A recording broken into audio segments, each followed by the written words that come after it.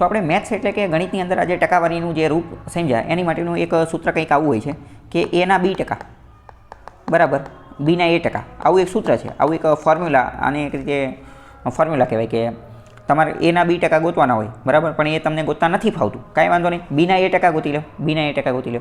આવા આપણે બીજા થોડા એક દાખલા જોઈએ એટલે તમને થોડો આઈડિયા આવે. માની લો કે 50ના 24%, 50ના 24%, 50 જે છે 50ના 24%. તો એ તમે વિચારો કે 50ના 24% ગોતવી એની કરતાં ડાયરેક્ટ આપણે 24ના 50% ગોત નાખવી ને, કારણ કે ડાયરેક્ટ અડધા કરવાના છે, ડાયરેક્ટ અડધા કરવાના, તો જવાબ શું આવી જશે? આપણને ડાયરેક્ટ 12 જવાબ મળી જશે બરાબર. હવે માની લો કે 10ના 5000%, 10ના 5000%. તો હવે 10ના 5000% ગોતવા એના કરતાં ડાયરેક્ટ આપણે 5000ના 10% ગોત નાખીએ, 5000ના 10% ગોતી નાખીએ, 5000ના 10% ડાયરેક્ટ આપણને મળી જાય 500. તો આવી રીતે આપણે આ ટ્રીક જે છે એનો ઉપયોગ કરી શકીએ છીએ. ચલો બીજો એકાદો દાખલો જોઈએ કે 12.5ના 2400%, 12.5ના 2400%. તો આ દાખલો પણ આપણે સરળતાથી કે 12.5 એટલે શું થાય? તો કે એટલે તો 12.5 થાય. 12.5 એટલે શું? તો કે 1/8.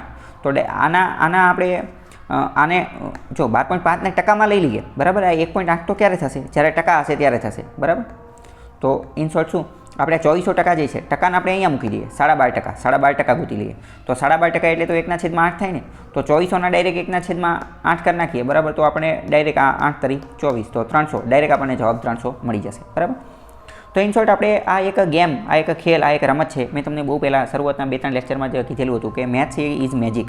આ જે છે મેજિક છે, એક જાદુ છે. અને બીજી વસ્તુ, જ્યારે તમે આના ફોર્મ્યુલા આ બધી વસ્તુ શીખી જશો તો તમે જાતે જ આ બધો ખેલ, રમત, ગેમ રમતા શીખી જશો, તો એનો ઉપયોગ કરવાનો છે. ચલો બીજો એકાદો દાખલો જોઈ લઈએ કે 10ના 940%.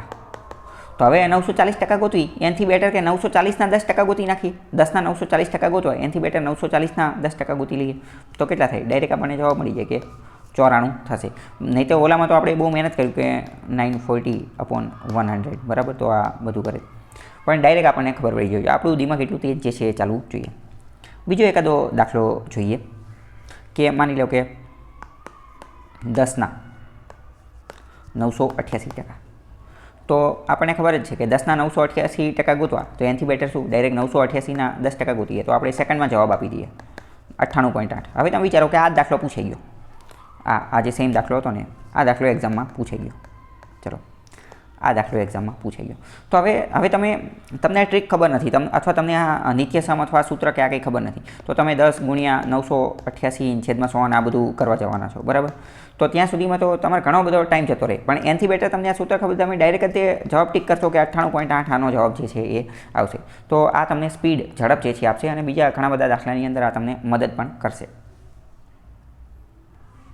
એકાદો બીજો દાખલો લઈએ કે 100ના 60%, 100ના 60%. તો આ તો સહેલું છે કે 100ના 60% બરાબર, તો આનો જવાબ આપણને 7 મળી જાય. પરંતુ માની લો કે આમાં ઊંધું પૂછેલું કે 7ના 100%, 7ના 100%, 7ના 100% બરાબર, તો આપણે આનું ઊંધું કરી અને ડાયરેક્ટ જે છે એ જવાબ આપી શકે.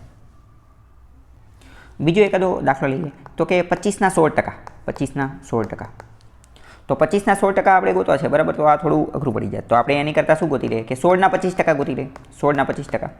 તો 16 × 25 એટલે આપણને ખબર છે કે 1/4 થાય, અને ચોખ્ખો 16, ડાયરેક્ટ આપણને જવાબ મળી જાય 4. તો આ ટ્રીક તમને ત્યારે જે છે એ કામ કરશે.